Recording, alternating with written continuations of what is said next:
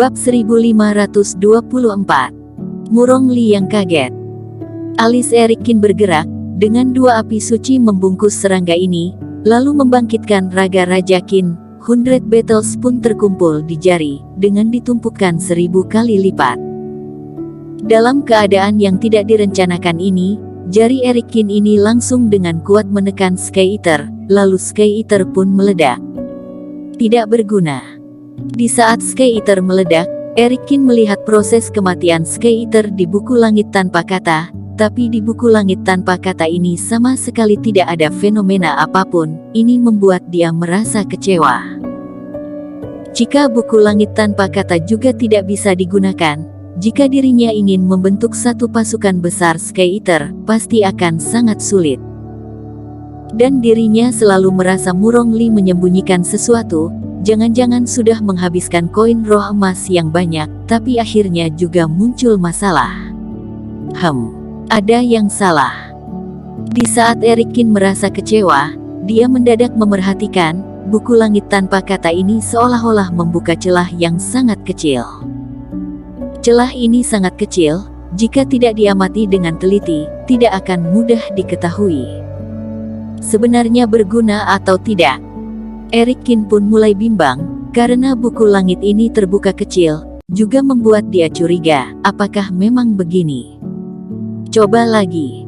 Erik Kin pun bertekad, bersiap menangkap seekor Sky Eater yang ada di dalam ruang penyimpanan.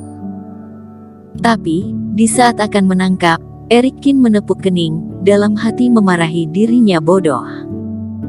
Untuk eksperimen, kenapa harus menggunakan serangga yang susah payah dipelihara? Di dalam tungku pencakar langit, bukannya ada 100.000 serangga beracun milik Murong Li? Sky Eater pada umumnya tidak memiliki perbedaan, aku menggunakan punya aku sendiri bukannya bodoh. Erik Kin mengeluarkan tungku pencakar langit, merasakan Sky Eater ini karena tidak makan kenyang dan belum meledak mati.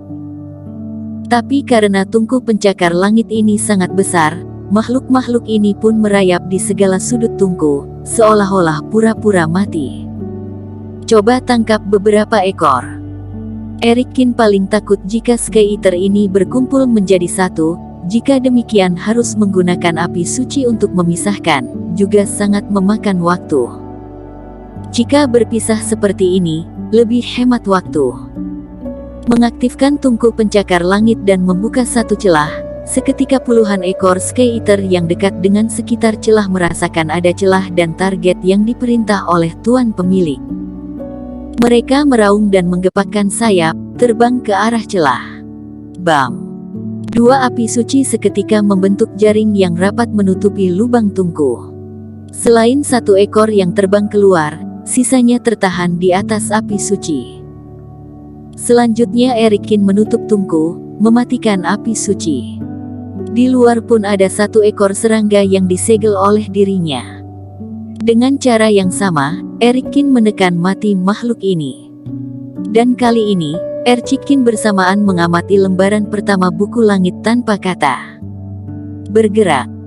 Kali ini tidak hanya Erik Kin, bahkan Iblis Fu juga mengamati perubahan lembaran buku tersebut.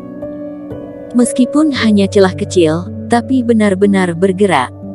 Buku langit tanpa kata bisa menyerap Sky Eater. Penemuan ini membuat Erik Kin bersemangat.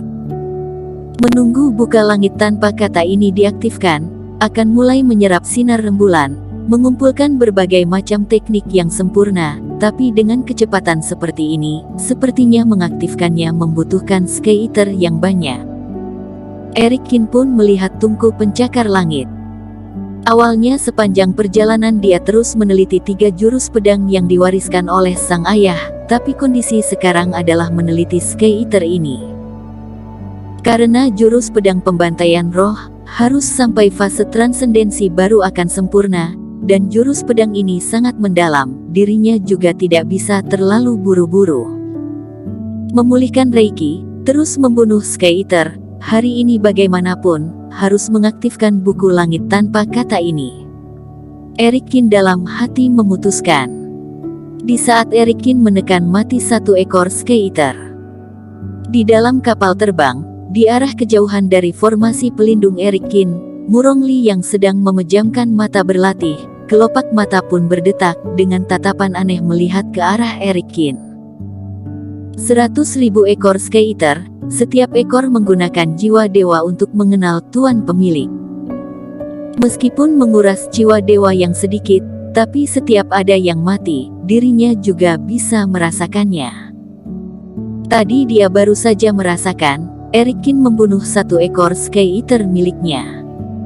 Dia kenapa membunuh Sky-Eater aku? Murongli pun mulai curiga, tapi masih bingung. Jangan-jangan sifat dia sangat berhati-hati, sedang mencari perbedaan serangga beracun yang aku berikan kepada dia, dengan yang aku miliki. Murongli berpikir demikian, merasa apa yang dia tebak benar. Eric Kin memang pintar, seharusnya sedang melakukan perbandingan, untung saja tidak melakukan trik apapun terhadap larva serangga yang dirinya berikan kepada dia. Melainkan larva serangga ini dibesarkan dengan darah spesial dirinya, jadi generasi selanjutnya, kemampuan tidak akan merosot dan tidak akan ada perbedaan. Murongli merasa apa yang dia tebak benar. Tapi, selanjutnya, setiap beberapa jeda waktu, alis Murongli akan berdetak. Dia merasakan Sky-Eater miliknya, satu ekor demi satu ekor mati, dan semuanya mati dalam waktu interval yang sama. Meskipun semuanya ditambahkan hanya mati sekitar 100 ekor, dibandingkan dengan 100.000, hanya sebagian kecil. Kali ini dia pun bingung. Jika ingin mencoba kekuatan Sky-Eater, 1-2 ekor tidak cukup, puluhan ekor seharusnya sudah cukup. Tapi Eric Kin malah terus membunuh Sky-Eater, sebenarnya apa yang sedang dilakukan olehnya? Perbuatan Eric Kin membuat Murongli semakin takut. Dia mulai tidak bisa menebak isi hati remaja ini. Di dalam formasi yang dilindungi perisai, Eric Kin sebenarnya sedang melakukan apa? Murongli yang sudah dibuat pusing oleh Eric Kin, bahkan tidak bisa fokus melatih lagi. Setelah Eric Kin menekan mati 300 ekor Sky-Eater, buku langit tanpa kata akhirnya pelan-pelan terbuka. Memancarkan cahaya perak yang familiar ini, mulai berputar keluar dari lembaran buku langit, menyerap jasad Sky-Eater ke dalam benda pusaka ini. Tidak tahu, buku langit tanpa kata menyerap serangga beracun ini membutuhkan berapa hari, lalu akan mendapatkan hasil yang bagaimana. Dalam hati Eric Kin penuh penantian, ini adalah pertama kalinya dia menggunakan buku langit tanpa kata menyerap makhluk hidup. Tidak tahu setelah disempurnakan, apakah akan sesuai dengan harapan dia, muncul teknik pemeliharaan Sky-Eater. Buku langit tanpa kata ini harus menunggu malam hari, sinar rembulan muncul, baru akan mulai menyerap. Selama periode waktu ini, Eric Kin juga tidak bersantai. 8 ekor Sky-Eater yang sudah dewasa, melahirkan telur larva yang banyak, dan hanya dalam setengah hari, larva serangga sudah menetas. Perlu diapresiasi, kekuatan reproduksi serangga beracun kuno ini sangat kuat. Tapi sayangnya terlalu mahal, satu ekor membutuhkan 2 atau 3 koin roh emas, dan harus membentuk ratusan ribu pasukan serangga baru ada daya tempur. Kultivator yang pada umumnya, tidak mungkin bisa memelihara serangga beracun yang semahal ini. Untung saja Eric Kin tidak terburu-buru untuk membesarkan Sky-Eater ini, benda seperti ini harus pelan-pelan membesarkannya. Beberapa hari kemudian, segerombolan orang ini melewati dinasti Bai. Eric Kin di pagi hari menanyakan hal tentang pil racun kepada Murongli. Malam hari, terbang ke tempat paling atas kapal terbang, menyusun formasi sinar rembulan, agar buku langit tanpa kata bisa menyerap sinar rembulan secukupnya. Murongli beberapa hari ini semakin pusing. Meskipun Eric Kin sudah tidak membunuh dan memainkan Sky-Eater miliknya, tapi setiap hari mencari dia menanyakan segala hal tentang pil racun dan kabut racun.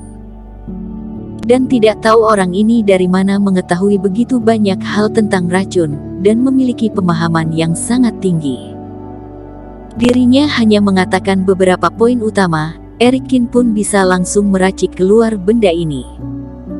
dan memiliki khasiat yang mantap, sepenuhnya memenuhi standar kualifikasi. Bersambung.